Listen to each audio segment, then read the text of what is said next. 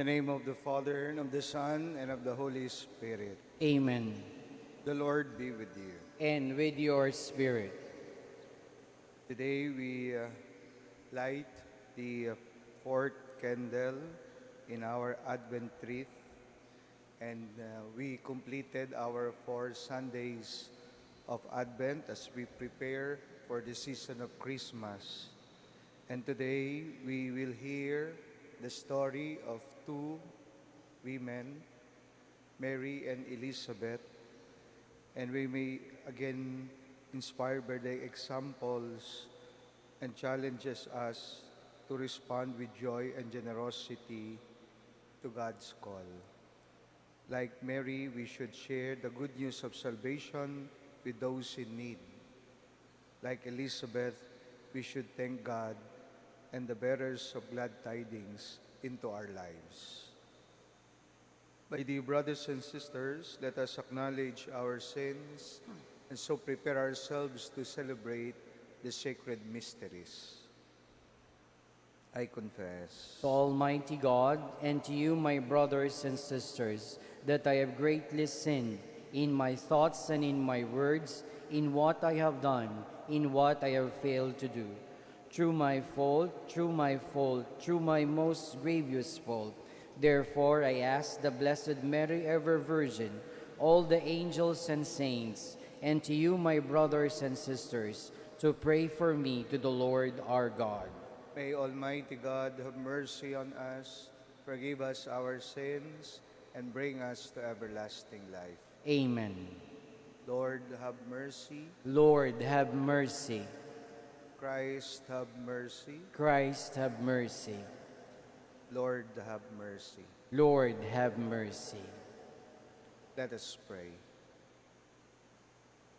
Pour forth, we beseech you, O Lord, your grace into our hearts, that we, to whom the incarnation of Christ, your Son, was made known by the message of an angel, may by his passion and cross be brought to the glory of his resurrection, who lives and reigns with you in the unity of the Holy Spirit, God forever and ever.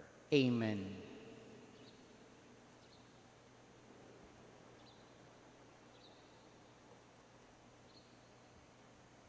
A reading from the book of the prophet Micah.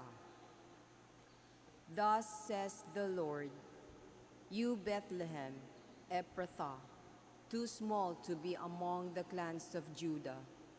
From you shall come forth for me one who is to be ruler in Israel, whose origin is from of old, from ancient times.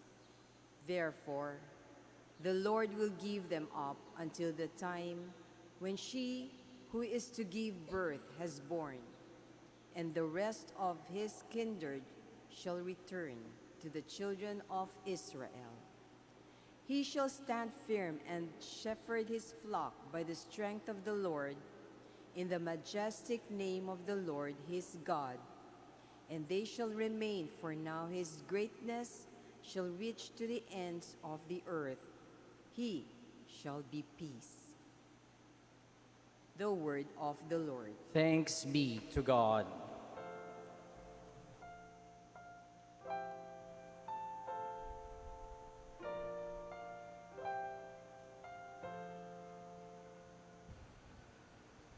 Lord, make us turn to you.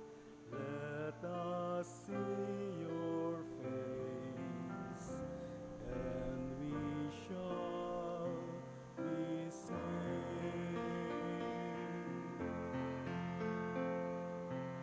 Lord, make us turn to you. Let us see your face, and we shall be saved. O shepherd of Israel, hearken. From your throne upon the cherubim shine forth. Rouse your power and come to save us. Lord, make us turn to you. Let us see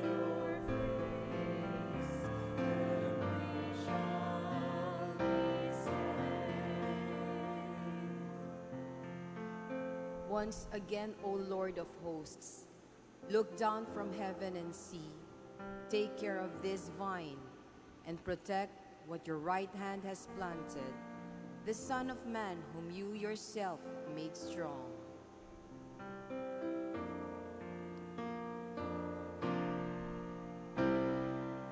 Lord, make us turn to you. Let us see your face, and we shall be saved.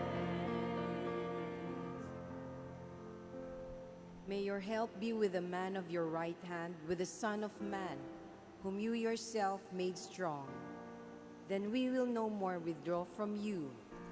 Give us new life, and we will call upon your name.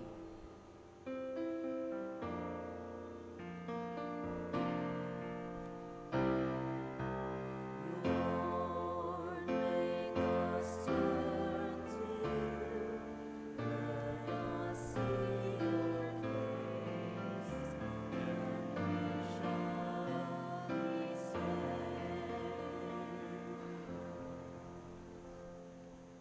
Lord, make us turn to you.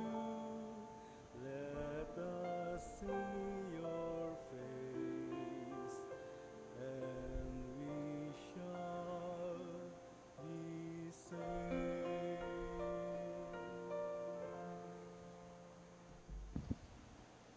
A reading from the letter to the Hebrews.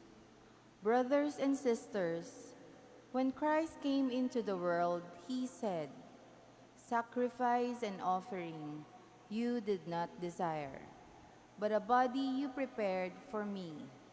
In holocaust and sin offerings you took no delight." Then I said, as is written of me in the scroll, "Behold, I come to do your will, O God."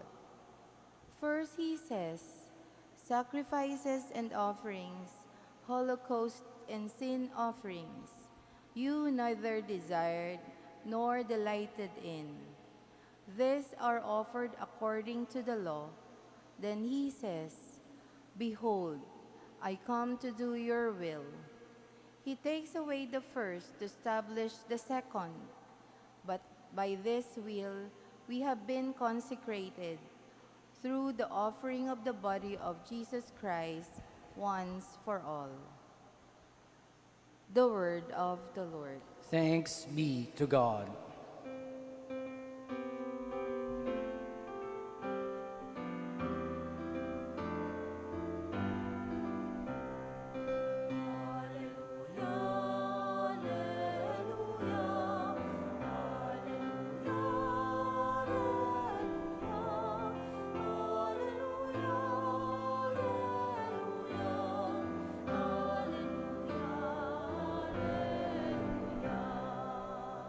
Altogether, behold, I am the handmaid of the Lord.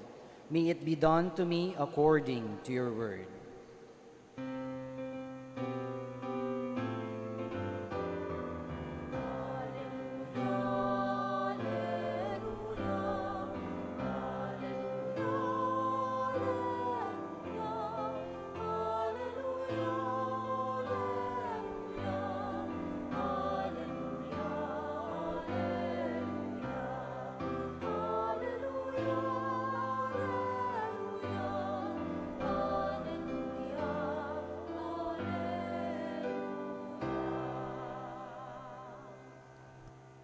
The Lord be with you. And with your spirit.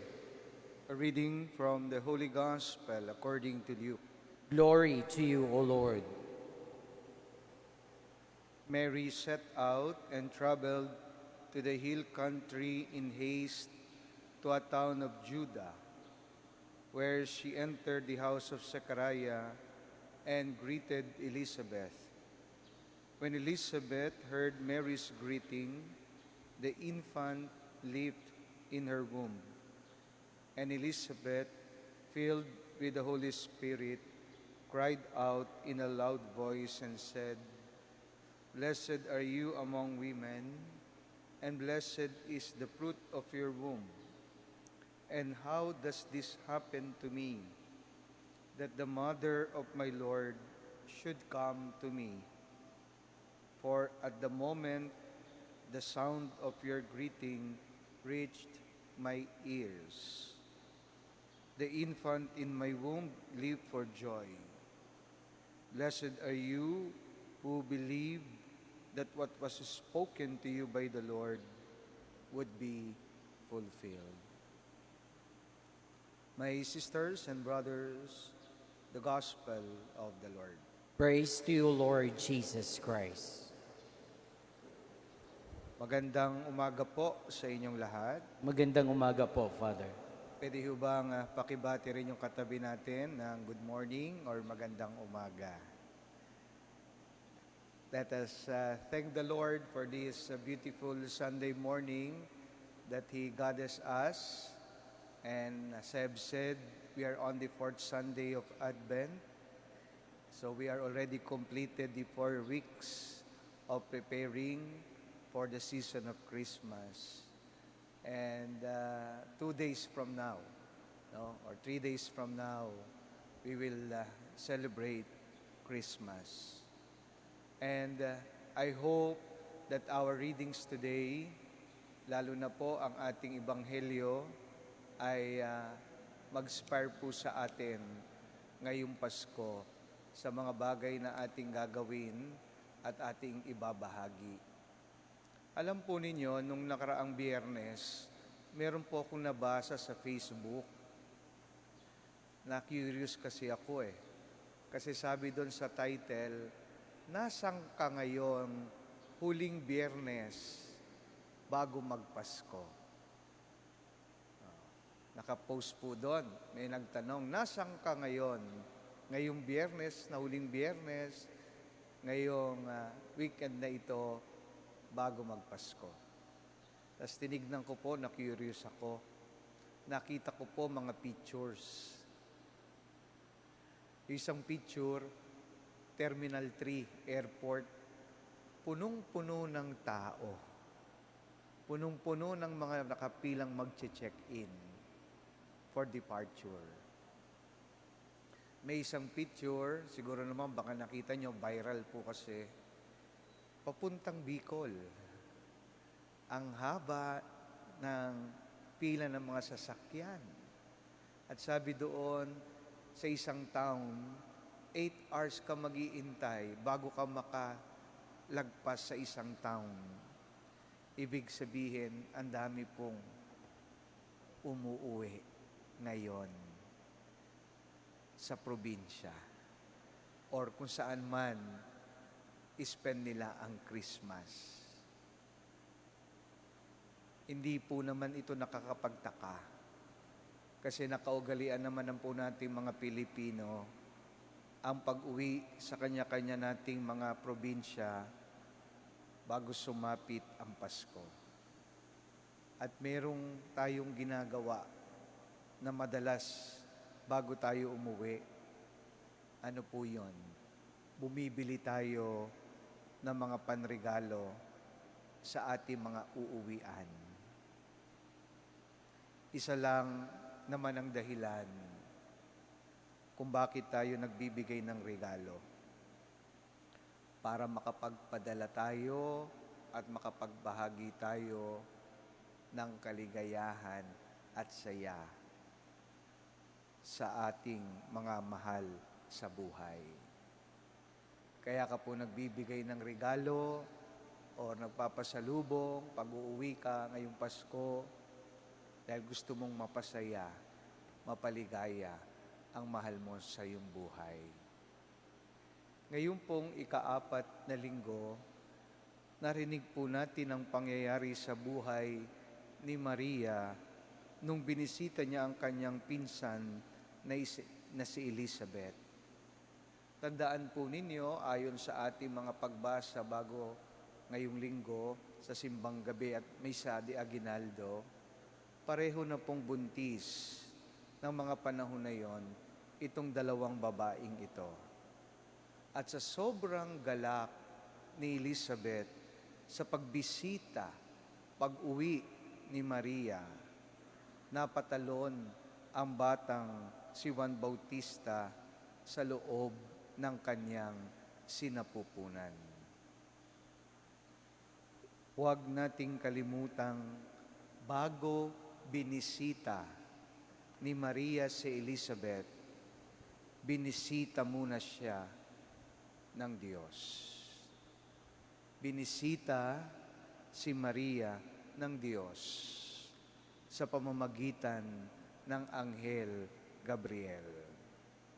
Ang Diyos mismo na nagkatawang tao ay bitbit ni Maria at dinala niya bilang pasalubong at regalo sa kanyang pinsang Elizabeth.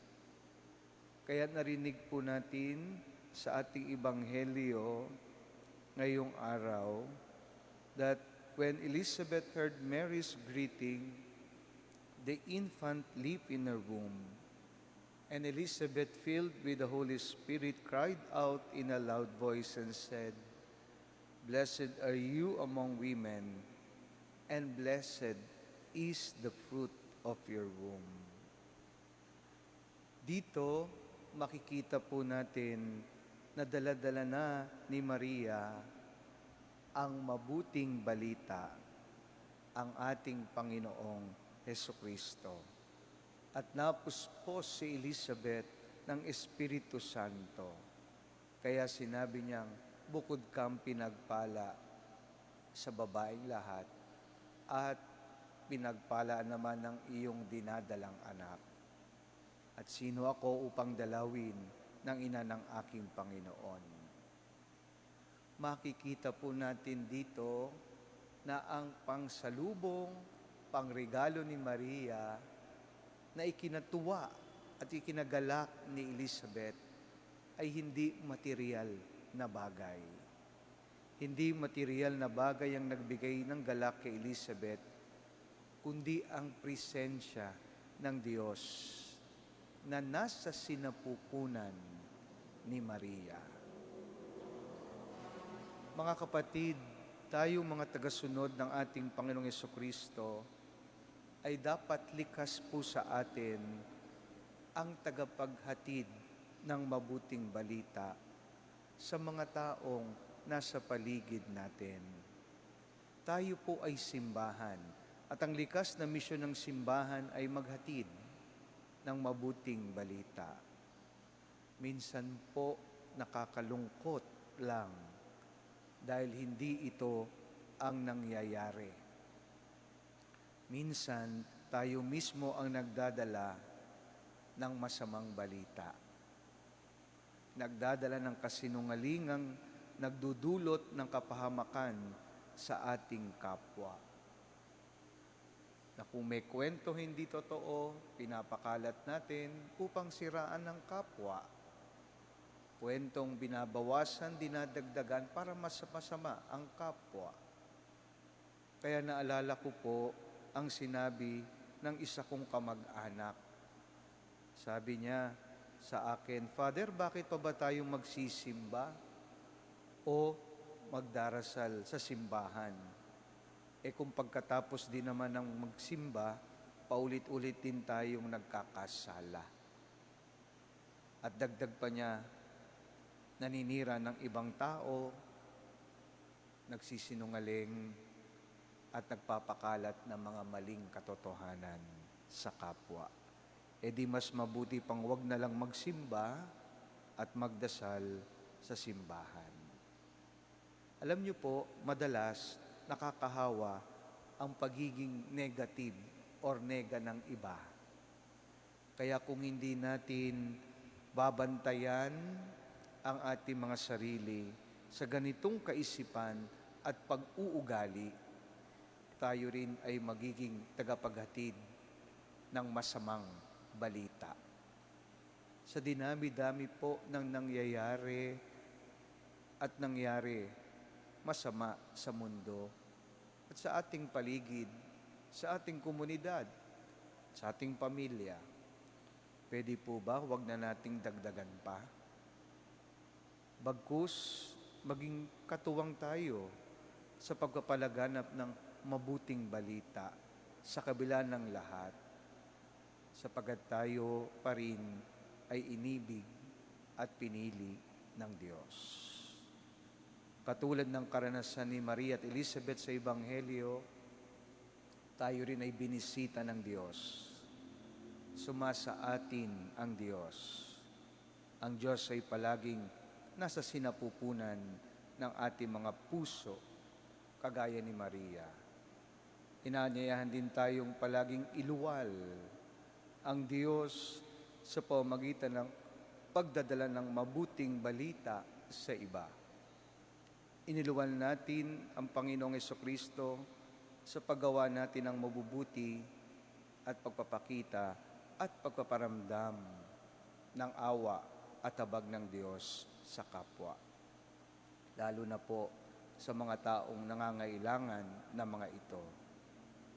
Kaya nawa po sa mga uuwi sa kanilang mga probinsya at uuwi sa ating mga kanya-kanyang mga tahanan, di lamang po nakabalot na regalo ang dala natin para sa ating mga mahal sa buhay. Dalhin din natin ang mabuting balita sa kanila. Si Kristo ang galak at saya ng nagkatawang tao. At sa pamamagitan niyan, tunay nating naibabahagi ang diwa ng Pasko. Let us all stand and profess our faith. I believe in one God, The Father Almighty, maker of heaven and earth, of all things visible and invisible. I believe in one Lord Jesus Christ, the only begotten Son of God, born of the Father before all ages, God from God, light from light, true God from true God, begotten not made, consubstantial with the Father. Through him all things were made. For as men and for our salvation, he came down from heaven, and by the Holy Spirit was incarnate of the Virgin Mary and became man. For our sake he was crucified under Pontius Pilate. He suffered death and was buried, and rose again on the third day in accordance with the Scriptures. He ascended into heaven and is seated at the right hand of the Father. He will come in glory to judge the living and the dead, and his kingdom will have no end. I believe in the Holy Spirit, the Lord, the giver of life, who proceeds from the Father and the Son, who with the Father and the Son is adorned and glorified, who has spoken through the prophets. I believe in one holy, Catholic, and Apostolic Church. I confess one baptism for the forgiveness of sins, and I look forward to the resurrection of the dead and life of the world to come. Amen. let us ask the Father to give us a welcoming heart, ready to prepare the way of our Savior, Jesus Christ, who alone can give us the fullness of joy and peace. With confidence, we pray, Lord, hear our prayer. Lord, hear our prayer. Like Mary, who brought joy to her cousin Elizabeth, may the Church, the people of God, be bearers of glad tidings to the hopeless, the lonely, the sick, the suffering, and the victims of all forms of injustice. We pray. Lord, hear our prayer. May our government leaders be sensitive to the needs of the people they promise to serve and be promoters of justice, peace, and love. We pray. Lord, hear our prayer. May all of us respect and defend the rights of the unborn, be sensitive to the situation of pregnant women, and provide better opportunities for the youth. We pray. Lord, hear our prayer. May all families in the world possess a spirit of hope amidst the crisis brought about by life's challenges. May they be more supportive, understanding, and forgiving to each other. We pray. Lord, hear our prayer. May our departed brothers and sisters be cradled by the love and joy that is brought about by God's eternal presence, we pray. Lord, hear our prayer. Let us pray for the urgent concerns of our community and our personal intentions. We pray. Lord, hear our prayer. Father, heed the prayer of your people, strengthen our weak knees and fickle hearts, that we may receive you with joy and renewed strength. We ask this through Christ our Lord. Amen.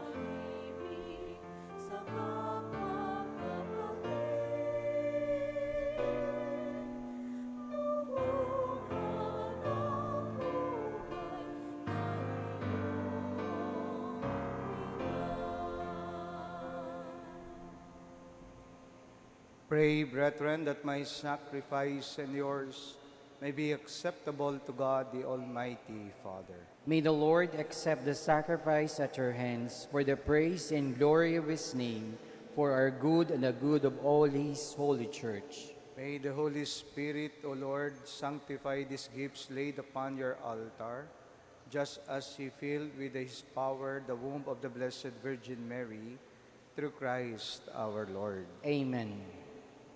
The Lord be with you. And with your spirit. Lift up your hearts. We lift them up to the Lord. Let us give thanks to the Lord our God. It is right and just. It is truly right and just, our duty and our salvation, always and everywhere to give you thanks, Lord, Holy Father, Almighty and eternal God, through Christ our Lord. For all the oracles of the prophets foretold him, the Virgin Mother longed for him with love beyond all telling. John the Baptist sang of his coming and proclaimed his presence when he came. It is by his gift that already we rejoice at the mystery of his nativity, so that he may find us watchful in prayer and exultant in his praise. And so with angels and archangels, with thrones and dominions, and with all the hosts and powers of heaven, we sing the hymn of your glory, as without end we acclaim.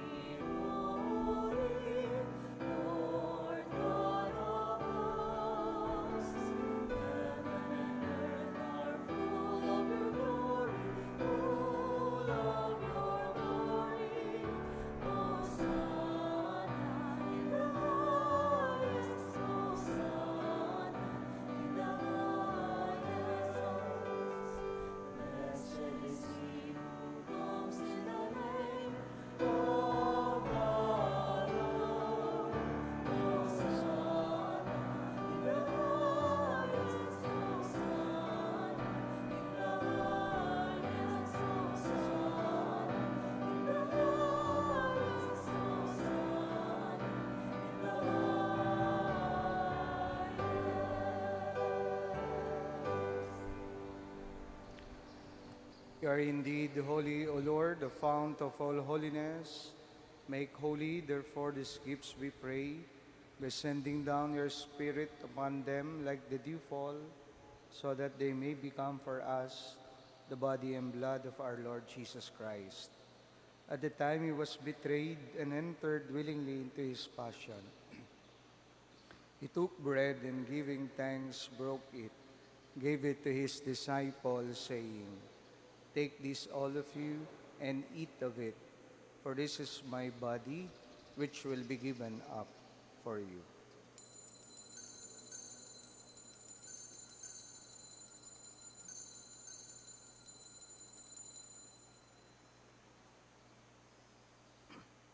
In a similar way, when supper was ended, he took the chalice and once more giving thanks, he gave it to his disciples, saying, "Take this, all of you, and drink from it, for this is the chalice of my blood, the blood of the new and eternal covenant, which will be poured out for you and for many, for the forgiveness of sins. Do this in memory of me."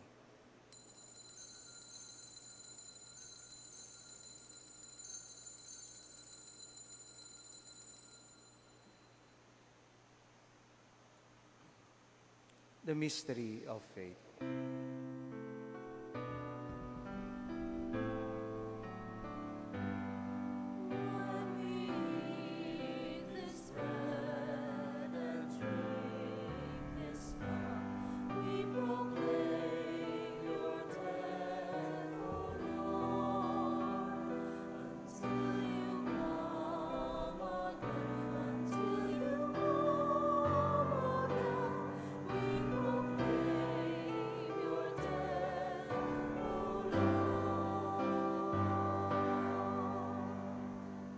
Therefore, as we celebrate the memorial of his death and resurrection, we offer you, Lord, the bread of life and the chalice of salvation, giving thanks that you have held us worthy to be in your presence and minister to you.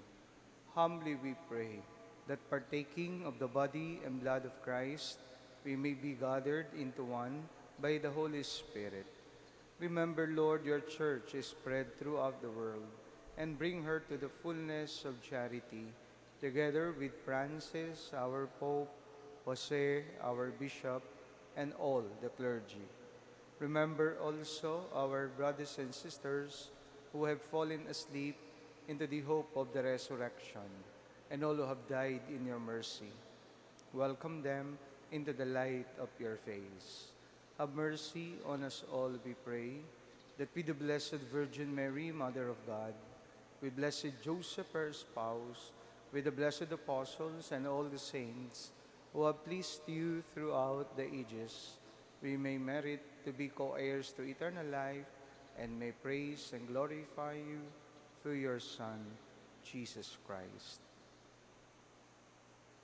Through him, and with him, and in him, O God, Almighty Father, in the unity of the Holy Spirit, all glory and honor is yours forever and ever.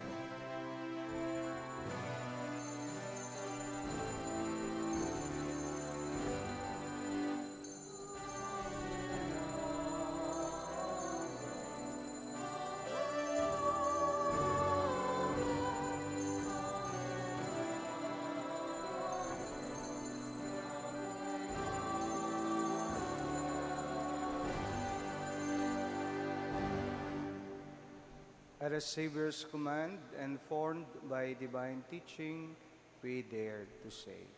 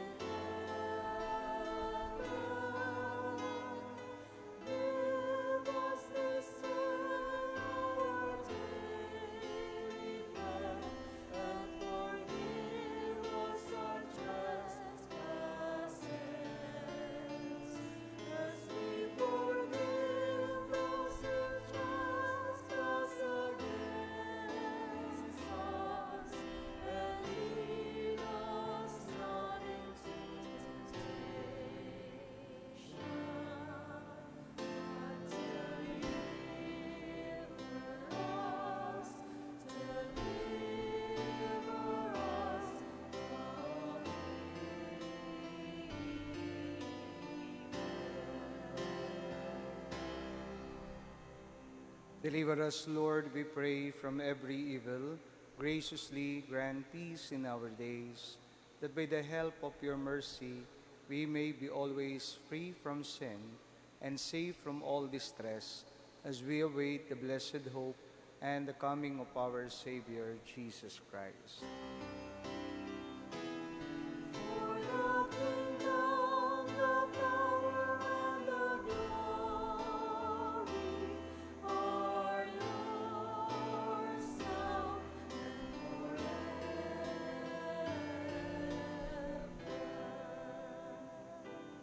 Lord Jesus Christ, who said to your apostles, "Peace I leave you, my peace I give you," look not on our sins, but on the faith of your church, and graciously grant her peace and unity in accordance with your will, who live and reign forever and ever.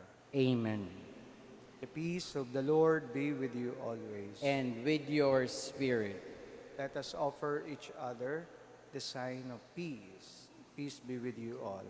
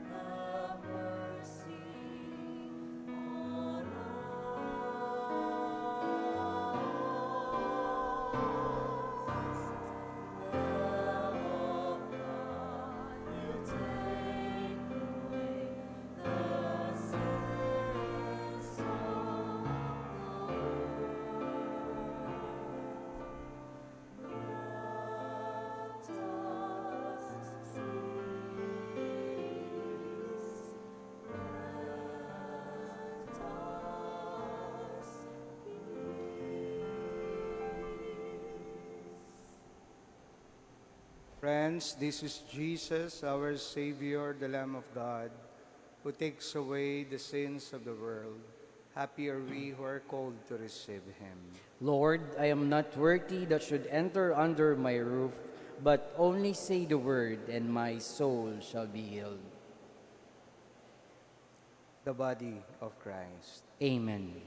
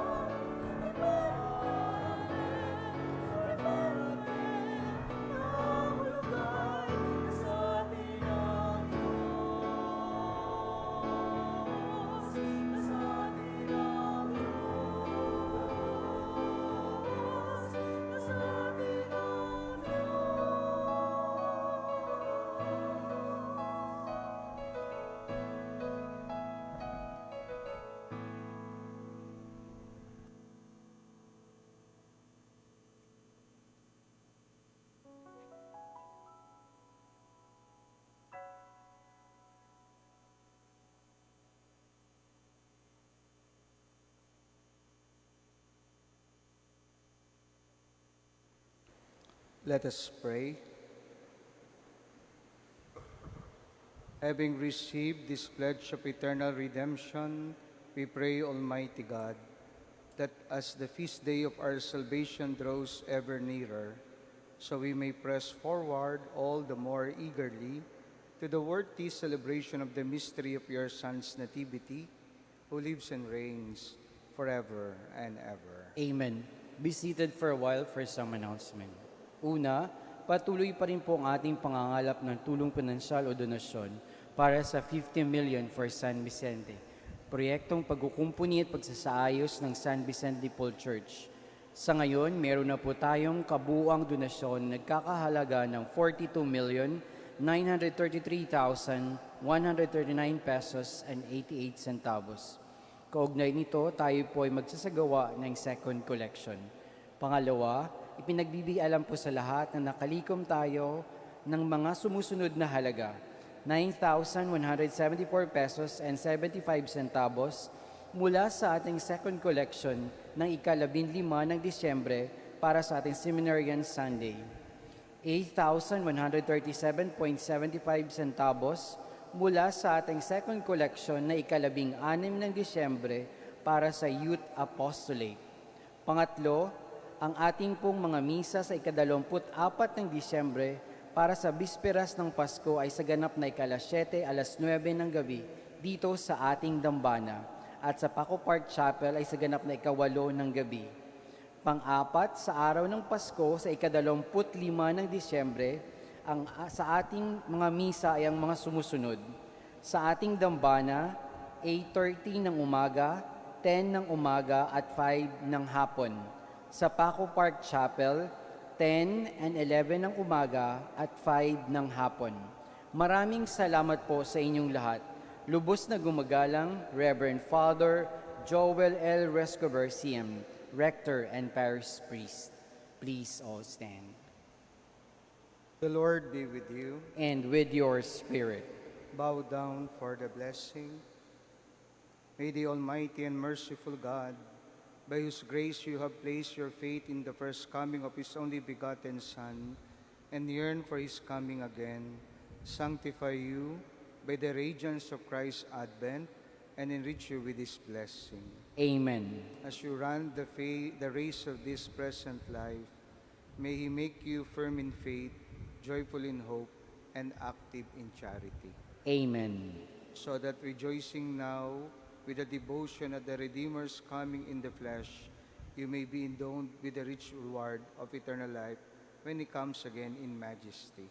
Amen. And may the blessing of the Almighty God, the Father, the Son, and the Holy Spirit come down on you and remain with you forever. Amen. The Mass has been offered. Go in peace, glorifying the Lord by your life. Thanks be to God.